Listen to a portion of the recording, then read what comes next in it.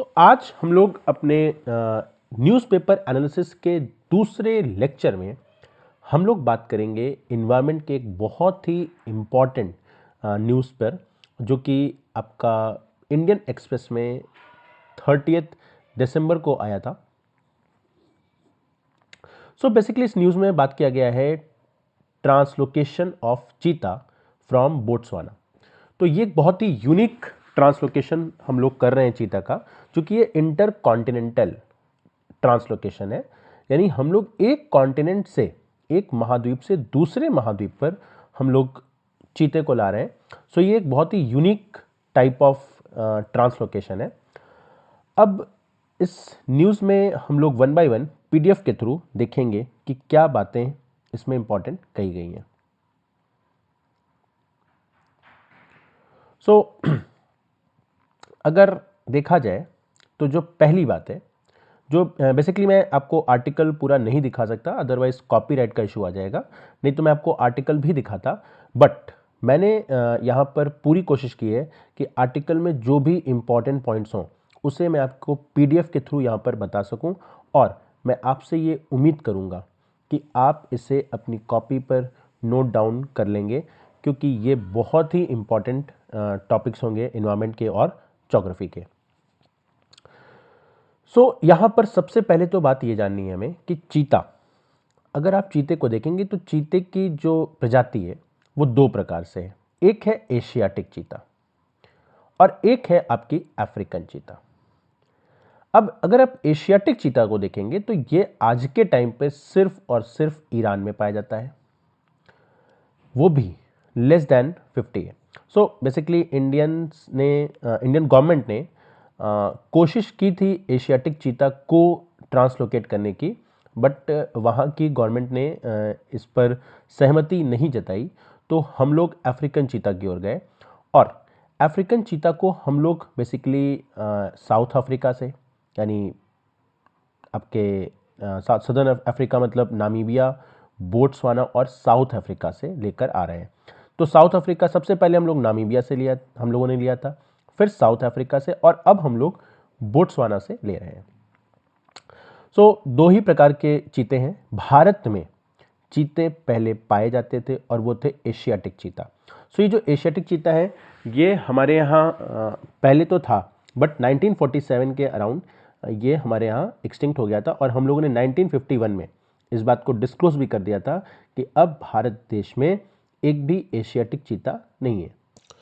तो अब हम लोग देखेंगे चीतों के बायोलॉजिकल फीचर्स को, और इसमें हम लोग सबसे पहले देखेंगे चीतों के टीयर मार्क्स के बारे में। ये स्पेशली आपको चीतों में मिलेगा, और अगर आप चीतों को कभी ध्यान से देखें तो आपको चीतों के आईज से लेकर माउथ तक एक ब्लैक कलर का मार्क देखने को मिल रहा होगा, जो बेसिकली चीतों को सनरेज जो सामने से आती हैं उसे ये मार्क्स एब्जॉर्व करते हैं, और इस कारण चीते दिन में भी बहुत ही आसानी से दौड़ते हुए अपने शिकार को बहुत ही सटीक तरीके से देख पाते हैं।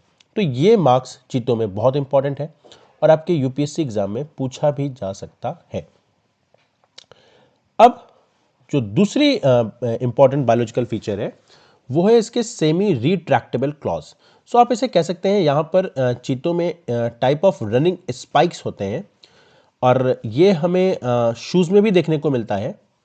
तो जो भी एथलीट्स शूज़ पहनते हैं उसमें आप देखते होंगे ये स्पाइक्स होते हैं। ये स्पाइक्स बेसिकली चीतों को काफ़ी तेज दौड़ने में मदद करते हैं।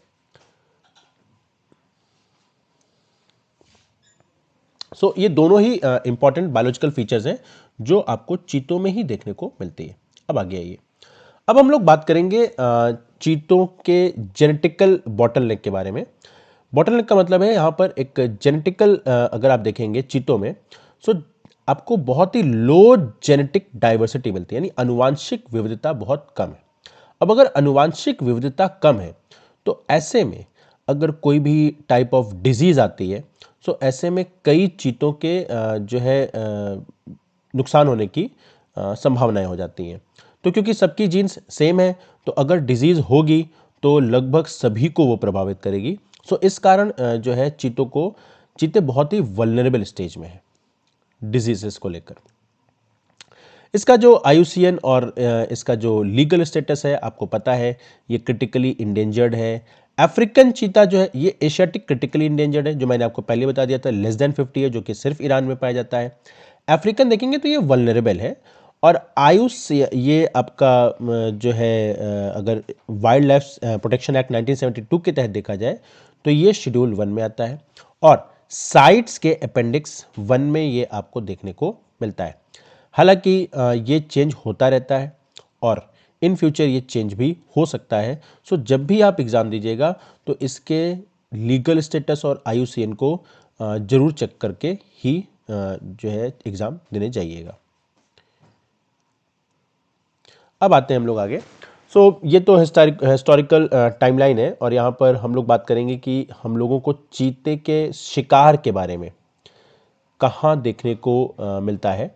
सो ये 12th सेंचुरी में हमारा संस्कृत एक टेक्स्ट था, जो कि मानसोल्लास करके ये है, और ये संस्कृत ग्रंथ है बेसिकली, और इसकी रचना किया था सोमेश्वर तृतीय ने। अब हम लोग आगे देखते हैं। 1952 में चीते को गवर्नमेंट ऑफ इंडिया ने ऑफिशियली एक्सटिंक्ट स्पीसीज जो है डिक्लेयर कर दिया था। करंट रियलिटी अगर इंडिया में देखा जाए, या एशियाटिक चीता की पहले देखते हैं, तो एशियाटिक चीता अब इंडिया में तो प्रेजेंटली इंडिया में तो कोई भी एशियाटिक चीता नहीं मिलेगा, बट ये आपको, जैसा कि मैंने आपको पहले ही बताया था, सिर्फ और सिर्फ ईरान में देखने को मिलता है। और making the use of African चीतास necessary for the री इंट्रोडक्शन प्रोग्राम। सो हम लोग अब जो है री इंट्रोड्यूस कर रहे हैं अफ्रीकन चीता को, ना कि एशियाटिक चीता। अब आगे आइए। सो यहाँ पर हम लोग बात करेंगे प्रोजेक्ट चीता।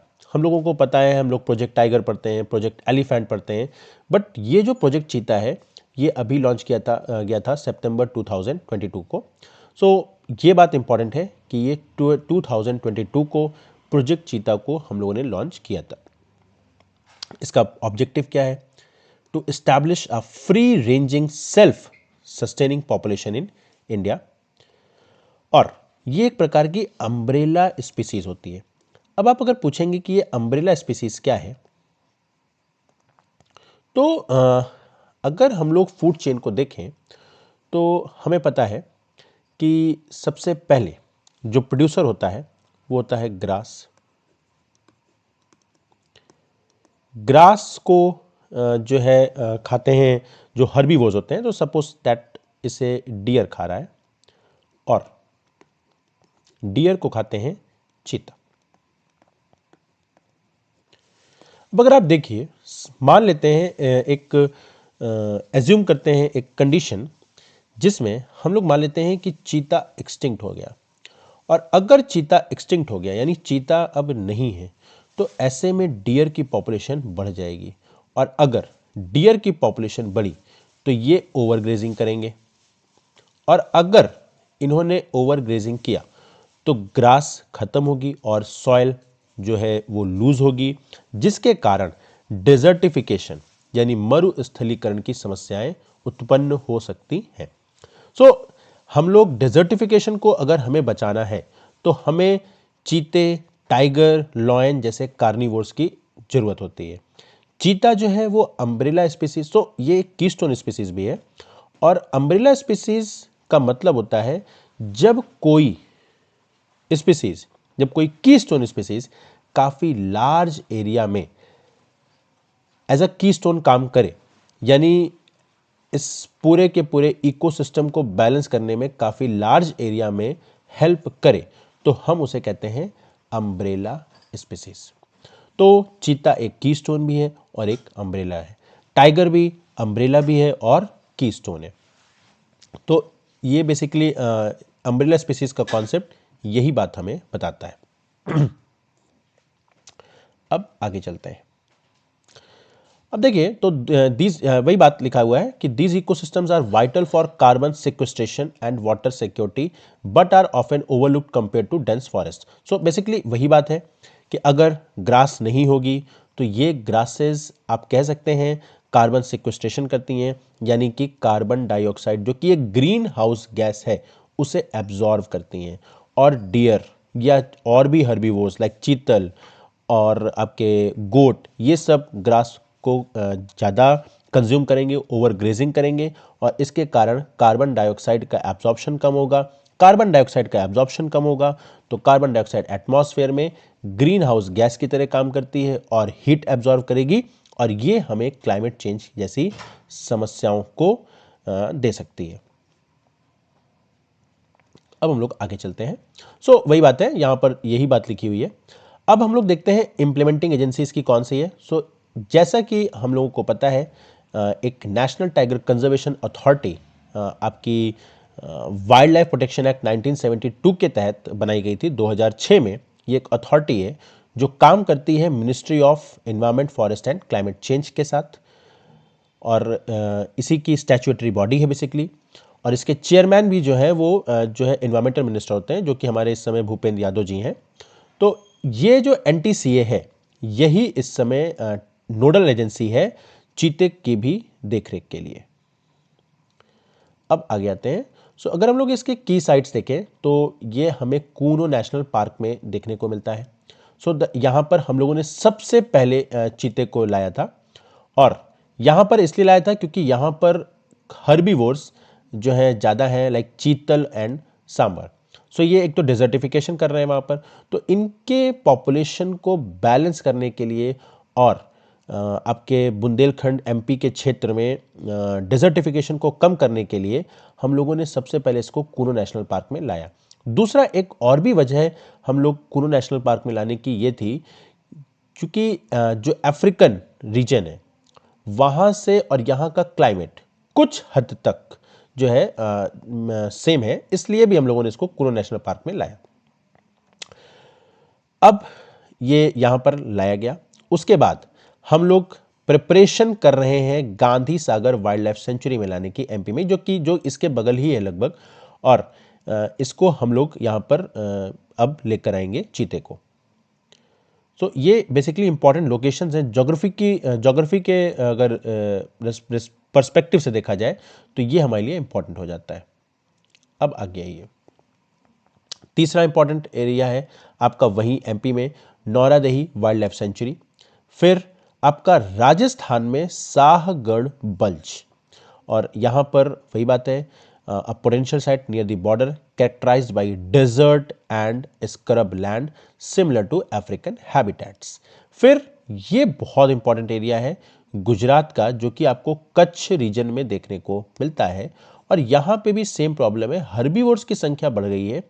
जो हर्बीवोर्स मीन्स शाकाहारी जो प्रजातियां हैं, और वो सारी की सारी प्रजातियां बानी ग्रासलैंड को ओवरग्रेजिंग कर रही हैं। यहाँ पर भी चीते को लाने की बात हो रही है। अब हम लोग कुछ जो चीते से संबंधित चैलेंजेस हैं हम लोग उसको देखते हैं। सबसे पहला जो चैलेंज है वो हैबिटेट साइज एंड स्प्रॉल। चीते जो है वो काफ़ी बड़े रीजन में रहते हैं, उनकी मोबिलिटी बहुत ज़्यादा है। तो ऐसे में चीतों का जो हम लोगों ने एरिया डिसाइड किया है वो बेहद ही छोटा है, लाइक कूनो नेशनल पार्क या कहीं पर भी हम लोग देख रहे हैं तो वहाँ पर चीतों के जो मोबिलिटी है वो उनकी कम है। जैसे देखिए यहाँ पर लिखा भी हुआ है, critics argue Kuno is too small making the creation of a meta population. Meta population का मतलब होता है कि हम लोग कनेक्टेड क्लस्टर ऑफ पार्क्स बना दें, लाइक आप कह सकते हैं इकोलॉजिकल कॉरिडोर। एक पार्क ये है, एक पार्क ये, इसको हम लोग यहाँ से अगर जोड़ देंगे तो यहाँ पर एक मेटा पॉपुलेशन यहाँ रहेगी, एक पॉपुलेशन यहाँ रहेगी। दोनों ही जो है एक दूसरे के रीजन में जाकर अपनी मोबिलिटी को जो है अपने अकॉर्डिंग इनका रेंज बढ़ जाएगा एरिया का, तो ये आ जा सकते हैं आपस में यहाँ से इस कॉरिडोर के माध्यम से। अब जो दूसरी प्रॉब्लम है वो है फोटो पीरियड कन्फ्लिक्ट। अब ये भी बहुत इंपॉर्टेंट बात है, UPSC में ऐसी चीज़ें पूछी जा सकती हैं। अगर इसको हम लोग देखें, बेसिकली मेरी पेन जो है थोड़ा भी कम मुझे कुछ प्रॉब्लम लग रही है, प्लीज़ इस चीज़ को मैनेज कर लीजिएगा। बाकी आप लोग जो भी मैं आपको बता रहा हूँ इसका नोट्स आप लोग ज़रूर बना लीजिएगा, इसे कॉपी में ही लिखिएगा, क्योंकि जो है जो चीज़ें कॉपी में नोट्स के रूप में होती हैं वो आपको हमेशा ही काम आती हैं। इनफैक्ट आप लिखते हुए भी इन सारी चीज़ों को याद कर सकते हैं। मैंने इसे हिंदी में भी दिया है और इंग्लिश में भी दिया है। सो जो भी अगर हिंदी मीडियम से हो तो आप हिंदी में लिख लीजिए, इंग्लिश मीडियम में है तो आप इंग्लिश में लिख लीजिए। अब ये फोटो पीरियड कन्फ्लिक्ट क्या होता है? तो चीते बेसिकली हम लोग अगर अफ्रीकन चीतों की बात करें तो वो रहते हैं सदर्न हेमिस्फीयर यानी अफ्रीका में। अब वहाँ का क्लाइमेट तो थोड़ा टेम्परेचर कम होता है। ऐसे में चीते अपनी जो स्किन होती है उसको विंटर में थोड़ा बढ़ा लेते हैं, थोड़ा मोटा कर लेते हैं।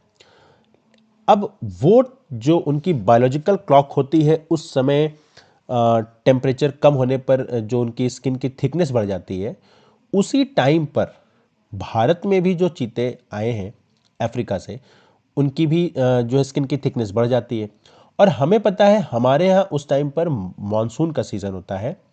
सो मॉनसून के समय सबसे ज़्यादा बैक्टीरिया यानी जो जितने भी माइक्रो ऑर्गेनिजम्स हैं वो भी ज़्यादा एक्टिव होते हैं। और उस समय चीते की स्किन भी जो कि अफ्रीका से लाया गया है उसकी स्किन भी थोड़ी मोटी हो गई है, उसकी थिकनेस बढ़ गई है। सो उस कारण से वो माइक्रो ऑर्गेनिजम्स उन चीतों में आ जाते हैं और चीतों को एक फैटल स्किन इन्फेक्शन दे देते हैं जिससे चीतों की जान भी जा सकती है। सो ये फोटो पीरियड कन्फ्लिक्ट है, ये आपके लिए यूपीएससी पॉइंट ऑफ व्यू से इंपॉर्टेंट है। दूसरा है इंटर स्पीसीज कन्फ्लिक्ट। अब ये भी बहुत इंपॉर्टेंट है, क्योंकि हम लोगों ने कोनों में जब इसे लाया था तो यहाँ पर लेपर्ड भी पहले से बहुत ज़्यादा है और इनके बीच में एक कंपटीशन हो जाता है जिस कारण से एक पोटेंशियल फ्यूचर कन्फ्लिक्ट, ये हाँ ये तो है, ये लिपर्ड के साथ तो इशू है ही, साथ में टाइगर के साथ भी फ्यूचर में कन्फ्लिक्ट हो सकती है अगर हम लोग इसे नौरादेही के रीजन में लाएंगे तो। आपको पता है तीनों ही कार्निवोर्स हैं। ये एक कंपटीशन, एक टाइप ऑफ इंटरेक्शन है जो कि कंपटीशन इंटरेक्शन है और इसके तहत ये एक दूसरे से लड़कर एक दूसरे को नुकसान पहुंचा सकते हैं। ये भी एक इशू होता है जब भी हम लोग रीइंट्रोड्यूस करते हैं किसी जानवर को किसी क्षेत्र में। अब यहाँ पर अगर वही बात है, ये तो नॉर्मल सी बात है कि अगर हम लोग अब तक देखें बोट्सवाना का जो अभी हम लोग जो ले आने जा रहे हैं बोट्सवाना से, वो 5 से 8 चीते हैं जो फाइनलाइज किए गए हैं जो कि 2026 के आसपास आएंगे। और ये अभी द्रौपदी मुर्मू जी गई थी वहाँ पर। यहाँ पर एक गेस्चर के तहत बोट्सवाना ने भारत को देने की बात की है।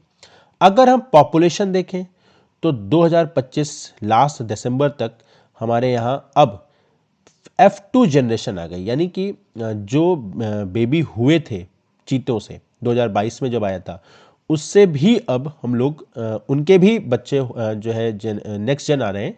आप कह सकते हैं यहाँ पर F2 जनरेशन के कब्ज आ रहे हैं। ये इसका मतलब एक सक्सेसफुल अडेप्टेशन दिखता है फाउंडर एडल्ट्स का और अब हमारे यहाँ जो है चीतों की संख्या खुद ब खुद बढ़ेगी। और यहाँ पर हम लोग चीतों को authorities are moving toward a soft release strategy where cheetahs are kept in larger acclimatisation bomas. ये बोमास वर्ड बहुत इंपॉर्टेंट है।